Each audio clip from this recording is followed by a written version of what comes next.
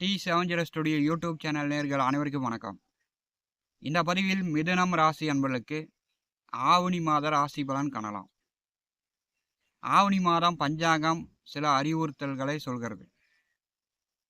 சுப நாட்களை கொண்டு வருகிறது இந்த ஆவணி மாதம். அதே வழியில் இயற்கை சீற்றங்களும் இந்த ஆவணி மாதம் உண்டாகும். மத்திய மாநில அரசுகளுக்குள் ஒரு சில பிரச்சனைகள் இந்த மாதம் உருவாகும். மாதம் முற்பாதி தங்கம் வெள்ளி விலை குறைந்து மாதம் பிற்பாதி தங்கம் வெள்ளி விலை அதிகரிக்கும். ஆவணி மாதம் 6ஆம் தேதி தேதி மழை நாள். இந்த தேதி மழை நாளில் வடமேற்கு திசையிலிருந்து மேகங்கள் கருமேகம் சூழ்ந்து மின்னல் இடி இடித்து மழை பொழிந்து கொண்டு வடகிழக்கு திசையை நோக்கி சென்றால் பார்த்தீங்கன்னா இந்த வருஷம் இருபோகம் விவசாயிகள் வெள்ளாமை பண்ணிக்கலாம். ஆறு, குளம், ஏரி, கிணறு, நதிகளில் வெள்ளம் பெருகெடுத்து ஓடும். ஆவணி மாதம் 6ஆம் தேதி மழை இல்லாமல் போச்சுன்னா விவசாயிகள் ஒரு போகம் தான் வெள்ளாமை பண்ண முடியும். விவசாயிகளுக்கு சிறப்பு இல்லை. மிதுனம் ராசி என்பவர்களுக்கு ஆவணி மாத பொது பலன் காணலாம். மிதுன ராசி அதிபதி புதன் 2வது வீட்டிலே 7, 10ஆம் அதிபதி குருவோடு தன்னுடைய சொந்த நட்சத்திரத்தில் சஞ்சாரம் செய்கிறார். புதன் 2ஆம் வீட்டில் இருப்பது மிக மிக சிறப்பு. சொன்ன சொல்லு கொடுத்த வாக்கு காப்பாற்றலாம். குடும்ப வருமானம் உங்கள் கையில் வரும். 2வது வீட்டிலே புதன் அமர்ந்திருப்பது தாராளமான பண வருமானம். சொன்ன சொல்லு கொடுத்த வாக்கு காப்பாற்றலாம். உங்கள் பேச்சுக்கு மதிப்பு உண்டு. ஆவணி மாதம் 5ஆம் தேதி 3வது வீட்டிற்கு புதன் செல்கிறார். சூரியனோடு கேதுவோடு புதன் இணைந்து செல்வது இந்த மாதம் 21ஆம் தேதி வரை புதன் அஸ்தமனமாக இருக்கிறார். மிதுனம் ராசியில் பிறந்தவர்கள் தொழிலுக்காக இந்த மாதம் முதலீடு செய்வதை தவிர்க்க வேண்டும். தொழில் தொடங்குறேன், புதுசாக கடை ஆரம்பிக்கிறேன் அப்படின்னு இந்த மாதம் பணம் முதலீடு செய்வதை நீங்கள் தவிர்க்க வேண்டும். ஏன்னா உங்கள் ராசிநாதன் அஸ்தமனமாக செல்கிறார் ஆவணி மாதம் 21 வரை. மிதுனம் ராசிக்கு 3வது வீட்டிலே சூரியன் ஆட்சி பெற்றிருப்பது இந்த மாதம் நல்ல தைரியம், தன்னம்பிக்கை. அரசியலில் இருப்பவர்கள், அரசு வேலை பார்த்து கொண்டிருப்பவர்களுக்கு இந்த மாதம் புகழ், மதிப்பு, மரியாதை, கௌரவம், பதவி உயர்வு மிதுனம் ராசி என்பதற்கு கிடைக்கும். 3வது வீட்டிலே சூரியன் ஆட்சி பெற்று செல்லும் போது அரசு சார்ந்த சலுகைகள், அரசு உதவிகள் இந்த மாதம் உங்களுக்கு தாராளமாக கிடைக்கும். உங்கள் ராசிநாதன் 3வது வீட்டிலே பார்த்தீங்கன்னா அஸ்தமனமாக செல்கிறார். நண்பர்கள், கூட்டாளிகள் வழியில் மிதுனம் ராசி நண்பர்கள் ஆவணி மாதம் 21 வரை கவனமாக இருக்கணும். ஆவணி மாதம் 21ஆம் தேதி 4வது வீட்டிற்கு புதன் செல்கிறார். கன்னிராசியில் புதன் ஆட்சி உச்சம்.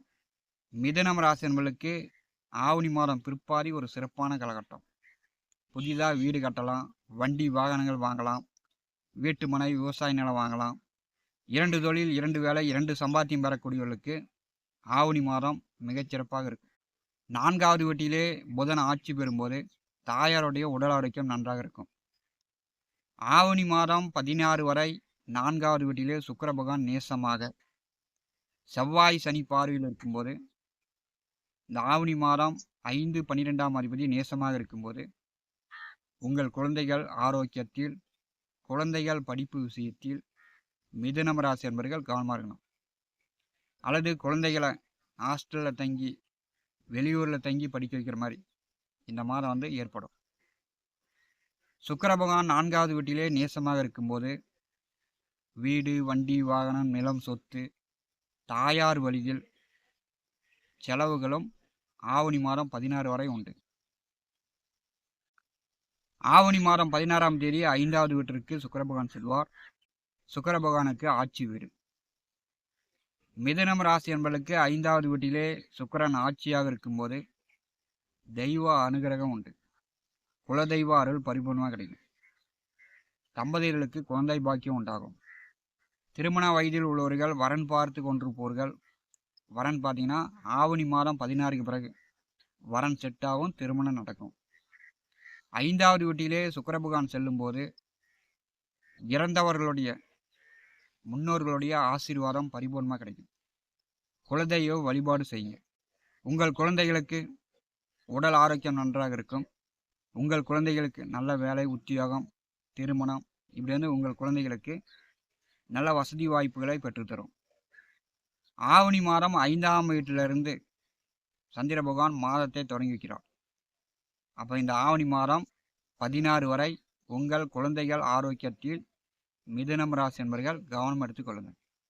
மிதுனம் ராசிக்கு 9வது வீட்டிலே ராகு அமர்ந்திருக்கிறார். இந்த மாதம் வந்து சந்திர கிரகணம் நிகழ்கிறது. பணங்காசு முதலீடு செய்வதில் இந்த மாதம் மிக மிக கவனமாக இருக்கணும். தேவையில்லாமல் விரைய செலவு, தண்ட செலவு செய்வதை தவிர்க்க வேண்டும். பணங்காசு செலவு செய்வதில் மிகுந்த கவனமாக இருக்கணும். 9வது வீட்டிலே சந்திர கிரகணம் நிகழும் போது பெற்றோர்கள் பெரியோர்களுடைய ஆலோசனை வேண்டும். பெற்றோர்கள் பெரியவர்களை மதிப்பில்லாமல் பேசுவது மிதுனம் ராசி என்பர்கள் இந்த ஆவணி மாதம் தவிர்க்க வேண்டும். 9வது வீட்டிலே ராகு இருக்கும்போது வெளியூர், வெளியிடம், வெளிநாடு சார்ந்து வேலை, உத்தியோகம் மிதுனம் ராசி என்பர்கள் தேடிக்கொண்டிருப்பவர்களுக்கு இந்த ஆவணி மாதம் கிடைக்கும். மிதுனம் ராசிக்கு 10வது வீட்டிலே சனி பகவான் வக்கரகதியில் செல்கிறார்.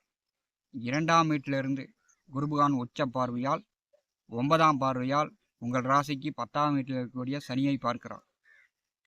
அப்போ வந்து 10ஆம் இடம் உங்களுக்கு பலமாகிறது. இதுவரை தொழிலில் தடையாக இருந்துச்சு, முன்னேற்றம் இல்லை, தொழில் வளர்ச்சி இல்லை, வருமானம் இல்லை அப்படின்னு சொல்லக்கூடியவர்கள் இந்த மாதம் படிப்படியாக வருமானத்திற்குண்டான வழிவகை உண்டு. சனி பகவான் 10வது வீட்டிலே வக்கரகதியில் செல்லும்போது வேலை, உத்தியோகம் பார்க்கக்கூடியவர்கள் உண்மையாகவும் நேர்மையாகவும் ஊழல் இல்லாமல் லஞ்சம் இல்லாமல் பார்த்துக்கிட்டிங்கனாவே சனியால் உங்களுக்கு பிரச்சனை இல்லை. மிதுனம் ராசியிலே செவ்வாய் பகவான் சஞ்சாரம் செய்கிறார். 6, 11ஆம் அதிபதி ஜென்ம ராசியில் இருக்கும்போது நல்ல வேலை, நல்ல உத்தியோகம், நல்ல சம்பாத்தியம் உண்டு, நல்ல லாபம் பார்க்கலாம். விவசாயிகள் வெள்ளாம் பண்ணிக்கலாம். இந்த மாதம் வந்து ஆடு வாங்கலாம், மாடு வாங்கலாம், கோழி வாங்கலாம், வண்டி வாகனங்கள் வாங்கலாம், நிலம் சொத்துக்கள் வாங்கலாம். 2 வேலை, 2 தொழில், 2 சம்பாத்தியம், 2 வருமானம் இப்படி வந்து செவ்வாய் ஜென்ம ராசியில் இருக்கும்போது அதற்குண்டான ஆற்றலை, தைரியத்தை செவ்வாய் பகவான் உங்களுக்கு கொடுக்குறார். மிதுனம் ராசி என்பதற்கு இது ஒரு சிறப்பான ஆய்வு தான். லாபஸ்தானாதிபதி ஜென்ம ராசியில் இருக்கும்போது லாப நோக்குடன் செய்யக்கூடிய காரியங்கள் இந்த மாதம் உங்களுக்கு வெற்றியாகும். 6ஆம் அதிபதி ஜென்ம ராசியில் இருக்கும்போது கடன் வாங்கினாச்சும் உங்கள் வசதி வாய்ப்புகளை, உங்கள் தேவைகளை இந்த ஆவணி மாதம் பூர்த்தி செய்து கொள்வீங்க. ஜென்ம ராசியிலே செவ்வாய் இருக்கும்போது அவசரப்படுத்தும், ஆவேசப்படுத்தும், கோபப்படுத்தும். அவசரத்தையும் கோபதாபத்தையும் மிதுனம் ராசி என்பவர்கள் இந்த ஆவணி மாதம் குறைத்து கொள்ள வேண்டும். அவசரப்பட்டீங்கன்னா, மற்றவர்கள் மேல் கோபப்பட்டீங்கன்னா, இது வந்து வேலை, உத்தியோகம் பார்க்கக்கூடிய இடத்தில் அல்லது கடன்காரர்களிடம் அல்லது மாம மச்சன உறவுகளிடம் அல்லது நண்பர்களிடம் ஒரு பிரச்சனை, விரோதங்களை ஏற்படுத்திவிடும். ஜென்ம ராசியிலே செவ்வாய் இருக்கும்போது அவசரப்படக்கூடாது, கோபப்படக்கூடாது. இதை வந்து மிதுன ராசி என்பவர்கள் இந்த ஆவணி மாதம் கடைபிடிங்க. மிதுனம் ராசிக்கு 2வது வீட்டிலே குரு உச்சம், குரு பலன் இருக்கிறது. 2ஆம் வீட்டில் குரு இருக்கும்போது நல்ல சம்பாத்தியம், நல்ல வருமானம், நல்ல குடும்ப ஒற்றுமை, குடும்ப வருமானம் அதெல்லாம் சிறப்பாக இருக்கும். உங்களுடைய பேச்சு ஒருபடி மேலே, மற்றவர்கள் மதிக்கிற மாதிரி, மற்றவர்களுக்கு உங்களுடைய வழிகாட்டுதல் இந்த காலகட்டம் சிறப்பாக இருக்கும். மிதுனம் ராசி என்பவர்களுக்கு குரு பலன் சிறப்பாக இருக்கிறது. குடும்பத்தில் சுப காரியங்கள் நடக்கும். T70 ஸ்டுடியோ யூடியூப் சேனலை பார்த்து கொண்டிருக்கக்கூடிய அன்பர்கள், இதுவரை நம்முடைய சேனலை சப்ஸ்கிரைப் செய்யாத அன்பர்கள் மறக்காமல் சப்ஸ்கிரைப் செய்து கூடவே இருக்கின்ற ஆல் பட்டன் அழுத்திங்க. நன்றி, வணக்கம்.